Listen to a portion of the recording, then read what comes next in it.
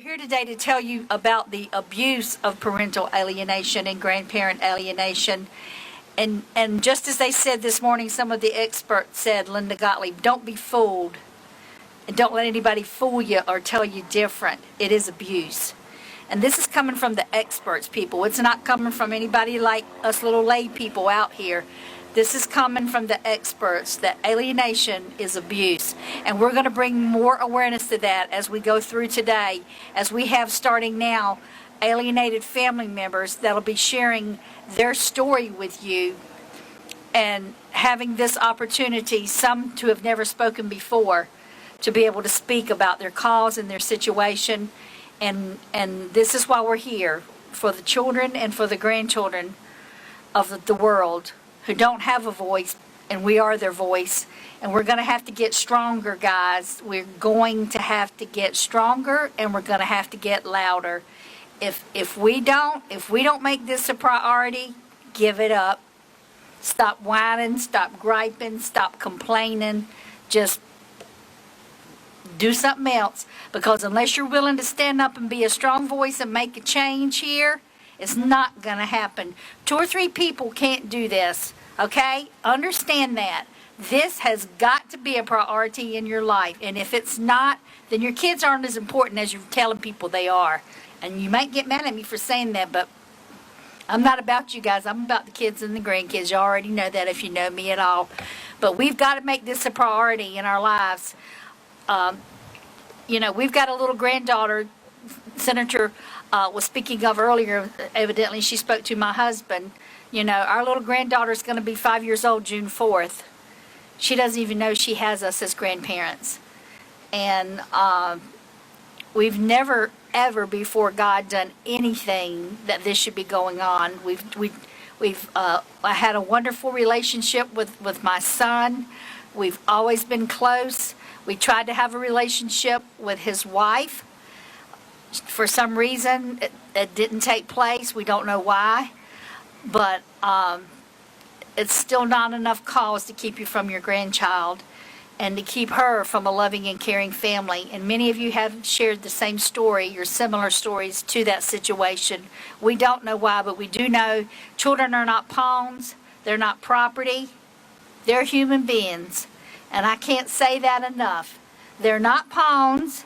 They're not property. And they are definitely human beings. They have the same rights as we do as American citizens. They should have the same right. And if we don't fight for that, they're not going to ever get one at their age.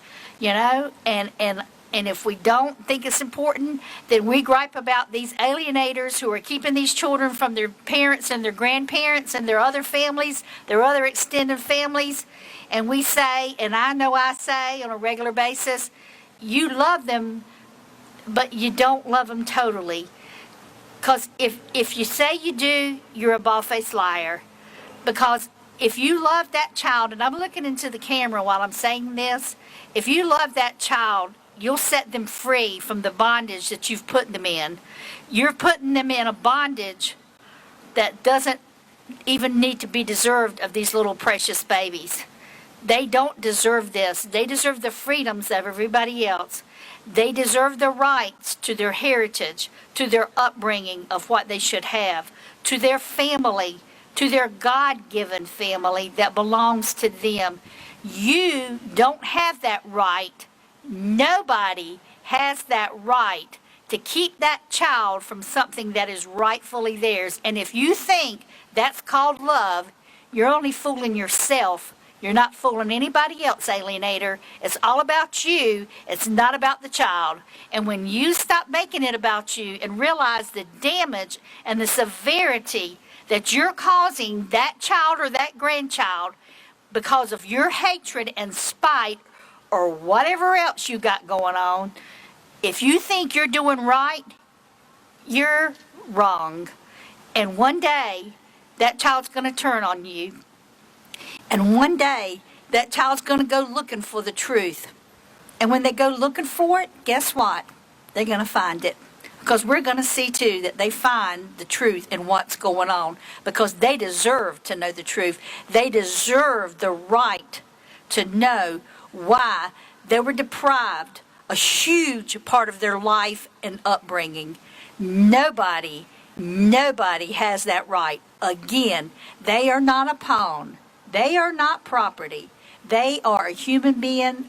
They are a citizen of the United States of America. And the last time I checked, this is still a free country. And you need to give them their freedom and quit holding them in bondage because of whatever you got going on inside.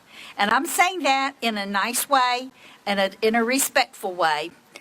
But I'm saying that in a firm and caring way. I pray, and I have been praying much, even in the night, that you as an alienator, if you watch any parts of this, that you take it to heart what this is doing to your child and what you're causing in their lives that is going to affect them forever. This isn't going to affect them for just now. You're screwing them up for the rest of their life. This is something they don't ever get over with. And I've been doing this for 4 years, and I have heard thousands of stories. And let me tell you, none are pretty. None are nice. And it's all because of you, alienator. It's all because of you.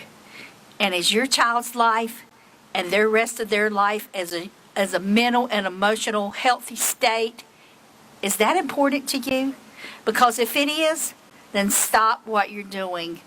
Even if you have to swallow your pride, even if you have to just say, okay, it's about them, it's not about me. Make it about them. God gave you that child. You sacrifice for them. That's what you're supposed to do. They're supposed to be before anybody else in your life.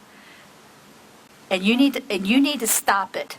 Stop it before it's too late, before you lose them, before they turn on you and they don't ever want to see you again. And I don't really ever want that to happen to you. I don't want that to happen to anybody.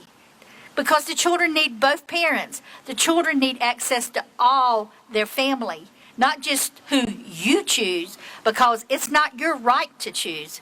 It isn't. They're not your property. They're not your little pawns to be slapped around or used when you want something from a parent or a grandparent. You know, please, grow up, realize what you're doing, and really truly start caring about these children. I'm pouring my heart out to you, all of you in the world who are going to see this.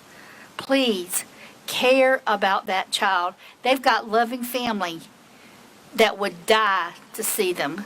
I know I said to my husband, the granddad, the pop of our granddaughter, I told him 2 days ago, you know, this is a priority to me.